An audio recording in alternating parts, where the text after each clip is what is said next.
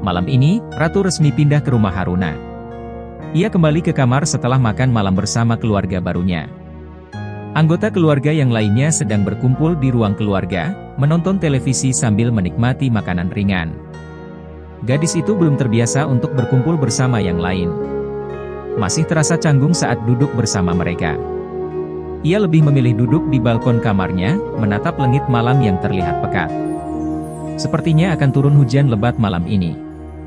Ia teringat kembali dengan kejadian pagi hari tadi. Mengingat hal itu, ia segera bangun dan membuka baju tidurnya. Memandang tubuhnya dari pantulan cermin. Ia melihat bagian leher dan dada. Bekas kecupan nakal dari raja masih terlihat merah, hanya saja sekarang berwarna sedikit gelap. Ratu menghela napas berat. Ia masih belum bisa menahan perasaan cintanya untuk pria itu. Di ruang keluarga, Haruna melirik jam dinding. Baru jam 8, rasanya tidak mungkin kalau Kiara sudah tidur, pikir Haruna. Ia pun bertanya kepada Syahera. Kak Kiara di mana, Syah? Tadi sih sepertinya masuk ke kamar. Mama mau Syasha panggilkan Kak Kia? Tidak usah. Kamu buatkan teh lagi untuk Mama sayang. Biar Kak Raja yang panggil Kak Kia, ucap Haruna. Ia sengaja mendekatkan Raja dengan Kiara. Harapannya, mereka bisa saling menyukai. Andai Haruna tahu, mereka justru sedang saling mencoba menghindar satu sama lain. Raja ke atas dulu kalau begitu mah, pamit Raja. Iya. Kiara pasti masih belum nyaman tinggal di sini. Kamu tolong ajak kakakmu itu bicara supaya tidak merasa kesepian, ucapnya. Dalam hati, ia tersenyum. Ia tidak mau kalau sampai Kiara kembali dekat dengan mantan tunangannya. Akan lebih baik jika gadis itu menjadi menantunya. Raja menarik napas dalam-dalam sebelum membuka pintu kamar Kiara. Gadis itu lupa mengunci pintu. Dengan tubuh bagian atas hanya menggunakan penutup dada berenda, ia tidak sadar saat Raja mengetuk pintu. Tanpa ragu, ia menyuruhnya masuk. Ehem. Kakak sedang apa? Tanya Raja. Ia tidak berpaling dan malah memberikan tatapan menggoda. Karena gadis itu hanya menatap Raja dengan pandangan bingung, Raja pun menunjuk dada gadis itu. Ratu melihat telunjuk pria itu mengarah ke bagian dada. Ia menunduk dan melihat apa yang dimaksud pria itu. Dan... Ratu berteriak dan segera memungut baju tidurnya. Teriakan gadis itu terdengar sampai ke ruang tamu. Syahera, Haruna, dan Tristan serempak menoleh ke lantai atas. Kak Kia kenapa mah? Tanya Syahera. Ah, paling juga dikerjain sama Kak Raja, jawab Haruna. Benar.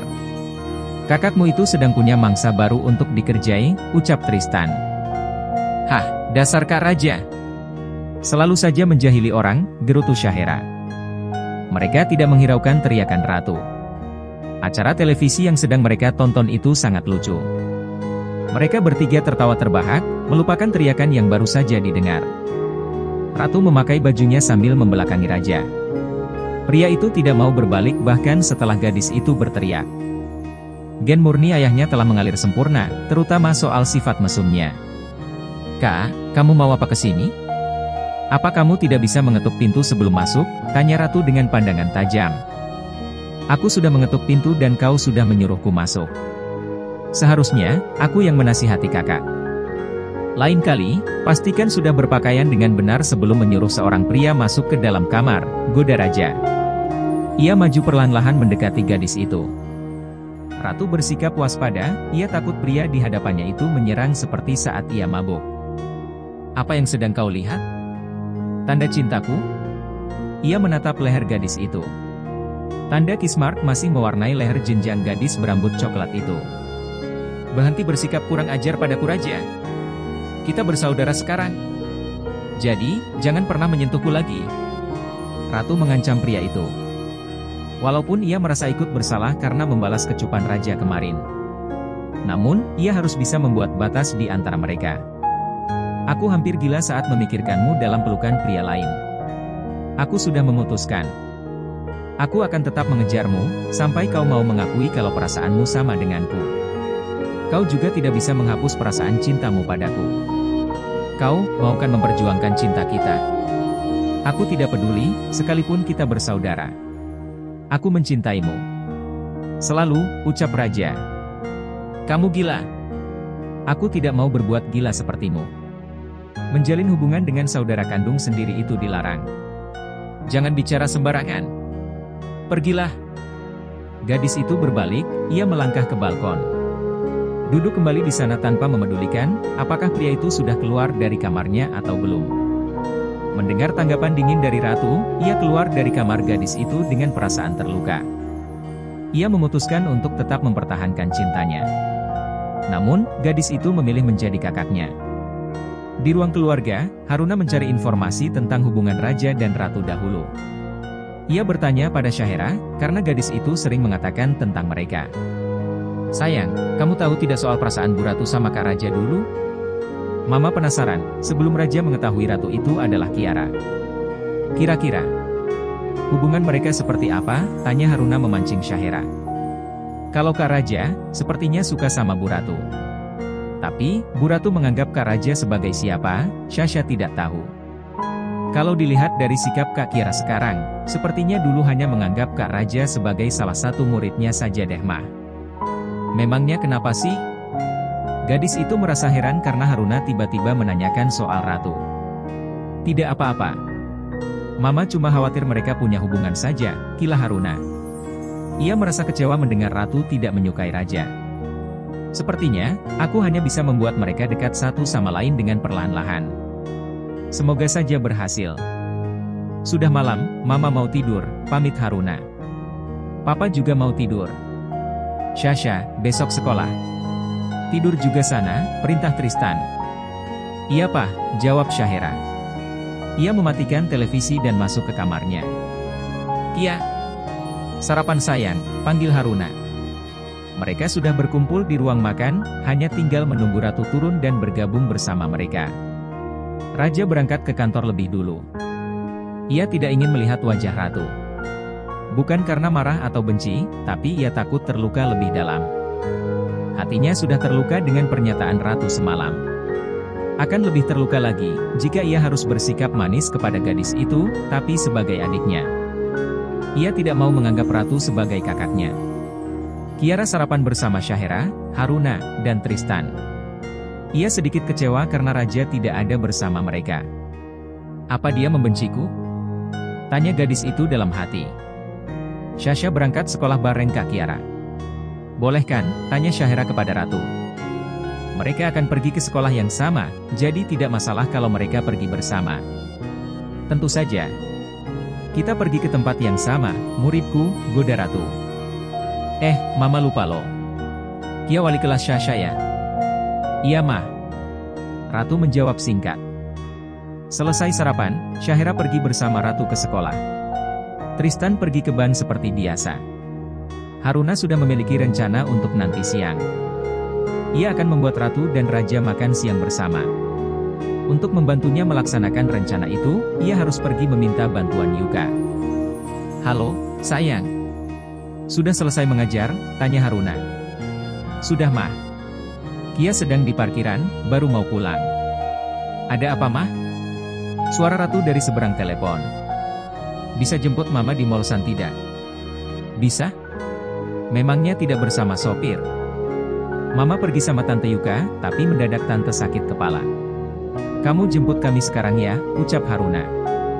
Iya mah. Kia kesana sekarang. Panggilan diakhiri. Haruna dan Yuka saling mengacungkan jempol. Mereka sudah berencana membuat mereka jalan-jalan bersama hari ini. Setelah Haruna menelepon Ratu, giliran Yuka menelepon Raja. Halo, Raja. Bisa jemput Mama kamu ke Mall Santida? Tanya Yuka sambil menahan senyum. Mama kenapa Tante? Raja bertanya dengan khawatir di ujung telepon yang lain. Mama kamu tidak apa-apa, tapi Tante yang sedikit pusing. Tante mau pergi ke dokter, jadi kamu jemput Mama kamu dan bawa pulang, ucap Yuka. Tit. Yuka segera menutup panggilan telepon itu. Ia tidak bisa lagi menahan tawanya. Yuka memang tidak bisa menahan tawa jika ada hal yang menurutnya lucu. Bagi wanita itu, membohongi mereka berdua itu hal yang lucu. Mendengar kepanikan mereka berdua, membuat mereka akhirnya tertawa lepas. Para pengunjung resto siap saji itu menoleh ke arah Haruna dan Yuka yang tiba-tiba tertawa. Sudah. Berhenti tertawa. Mereka akan berpikir kita sudah gila kalau masih tertawa, ucap Haruna sambil mengedarkan pandangan. Demi menyatukan mereka, Haruna akan melakukan apa saja. Untuk membuat rencana Haruna berjalan mulus, Yuka bersedia membantunya. Walaupun, ia harus membohongi raja seperti tadi. Mereka sudah memesan makanan dan juga membeli tiket untuk menonton film. Mereka berdua telah mempersiapkan rencananya dengan matang. Target mereka adalah, Ratu dan Raja harus bisa saling menyukai hari ini. 30 menit kemudian, Ratu datang. Haruna melihat gadis itu sedang menaiki tangga eskalator. Akting pun dimulai. Yuka berpura-pura menundukkan wajahnya ke meja. Saat gadis itu tiba, ia melangkah dengan langkah panjang. Menghampiri dua wanita yang sedang bermain peran menjadi cupid. "Mah! Tante!" seru gadis itu. Ia berdiri di samping Yuka. "Tante baik-baik saja?" tanya Ratu dengan cemas. "Tolong, kamu bawa Tante Yuka ke toko obat dulu. Mama tidak tahu obat apa yang biasa diminum sama Tante." Kaki Mama pegal, "Jadi Mama tunggu kamu di sini," ucap Haruna. "Oh, ya sudah. Mama tunggu di sini, Ratu antarkan Tante dulu," ucap gadis itu. Ia pergi memapah Yuka menuju toko obat. Setelah mengelilingi mall, mereka tidak menemukan toko obat di dalam mall. Yuka meminta Ratu mengantarnya ke lobi mall. Ia duduk di kursi yang tersedia di lobi. "Kamu, jemput Mama dulu ke resto. Kita pulang saja. Obat Tante masih ada di rumah. Tante minum obat di rumah saja." Yuka menyuruh Ratu menjemput Haruna karena ia sudah mendapat pesan dari Haruna. Raja sudah bersama Haruna di resto. "Tante kemana mah?" tanya Raja saat melihat ibunya hanya sendiri. "Sedang diantar ke mobil," jawab Haruna. Ia melihat Ratu sudah di pintu resto. Melihat Ratu, wanita itu segera melambaikan tangan. Raja tidak bisa menghindar karena takut ibunya curiga. Dalam hatinya berkecamuk berbagai perasaan. Sakit, rindu, canggung, semua membaur menjadi satu. Menciptakan rasa sesak yang seakan-akan mencekik lehernya. "Tante sudah di lobi. Sebaiknya, kita pulang sekarang mah." Ratu bicara tanpa melihat ke arah Raja. Ia takut perasaannya terganggu.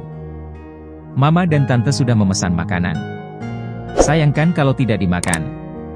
Sebaiknya, kalian duduk dan makan siang dulu. Mama akan mengantar Tante Yuka pulang ke rumah." Haruna memaksa mereka berdua untuk duduk dan makan siang bersama. "Oh, hampir lupa. Ini tiket film di teater 3. Sayang sudah dibeli. Mama pergi dulu." Ia segera pergi meninggalkan mereka yang duduk berhadapan dengan canggung. "Kenapa aku merasa dijebak ya?" Ratu mengambil ponselnya. Ia melihat jam di layar ponsel. "Aku harus pergi ke seminar." "Kamu makan saja sendiri," pamit Ratu. "Jangan mencari alasan. Bukannya kamu ingin kita hidup sebagai saudara? Apa kita akan menjadi saudara yang seperti ini? Tidak akur, saling menghindar, dan membuat orang tua kita khawatir. Duduklah Kak. Kita tidak sedang berkencan." "Kau benar. Mungkin Mama hanya ingin membuat kita akrab sebagai saudara. Pikiranku saja yang berlebihan," ucap Ratu. Ia kembali duduk dan menyantap makan siang yang sudah dingin. "Berapa lama mereka menunggu kita? Makanannya sudah dingin." "Kamu makan sendiri saja," ucap Ratu. Gadis itu menyesap jus jeruknya. Namun, ia tidak memakan hidangan lainnya. Raja memanggil pelayan dan meminta mereka mengganti makanan yang dingin itu dengan yang baru. "Terima kasih," ucap Raja pada pelayan ketika hidangan hangatnya sudah tersaji. Ia menyuruh pelayan itu membungkus makanan dingin tadi. "Kenapa malah memesan yang baru? Sayangkan kalau makanan tadi dibuang," gerutu Ratu. "Kakak tidak dengar ya? Aku menyuruh pelayan untuk membungkusnya, jadi tidak sia-sia makanannya." Ratu malas untuk memperdebatkan hal kecil itu. Ia memakan makanan itu selagi hangat. Setelah makan siang, Raja menyuruh Ratu menunggunya di depan pintu teater 3. Raja pergi ke depan mall. Di parkiran mall itu ada seorang tukang parkir yang cacat. Tukang parkir itu hanya memiliki satu kaki. Ia juga bukan tukang parkir khusus yang digaji oleh pihak pengelola mall. Tukang parkir itu hanya mengandalkan pemberian sukarela dari pemilik mobil. "Pak, ini ada makanan untuk Bapak." Sudah dingin, tapi bukan sisa. Terima kasih Mas. Semoga Tuhan membalas kebaikan Mas. Raja tersenyum dan bergegas kembali ke dalam mall. Ia berlari di eskalator agar bisa tiba lebih cepat di lantai 5. Tidak mau membuat ratu menunggunya terlalu lama. Mohon perhatian Anda. Pintu teater 3 telah dibuka. Para penonton yang telah memiliki karcis, dipersilakan memasuki ruang teater. Suara itu terdengar di lantai 4. Raja berlari semakin cepat, melewati para pengunjung mall yang sedang berdiri di eskalator. Setelah tiba di depan pintu teater, Raja berdiri dengan napas terengah-engah. Ia mengedarkan pandangannya, mencari sosok ratu yang tidak terlihat. Kemana dia? Tanya Raja dalam hati. Ia tidak bisa masuk ke dalam teater karena tidak memiliki karcis. Apa dia sengaja meninggalkanku? Raja menggerutu kesal. Ia sudah berlari dari lantai dasar sampai ke lantai 5 karena tidak ingin membuat ratu menunggunya terlalu lama. Namun, gadis itu tidak mau menunggunya walau sebentar. Ia hanya terlambat 5 menit. Siapa yang meninggalkanmu? Tanya seseorang yang berdiri di belakang Raja. Suara itu membuat Raja menarik kedua sudut bibirnya. Ratu menghampiri Raja dan mengulangi pertanyaannya. Sedang menjelek-jelekan aku, sindir gadis itu. Raja berbalik dan melihat gadis itu membawa 2 cup minuman bersoda dan 1 kotak popcorn ukuran besar. Ia pikir, gadis itu sudah masuk. Ia segera menarik tangan ratu dan mengajaknya masuk. Mereka berdua menikmatinya, seolah mereka sedang pergi berkencan.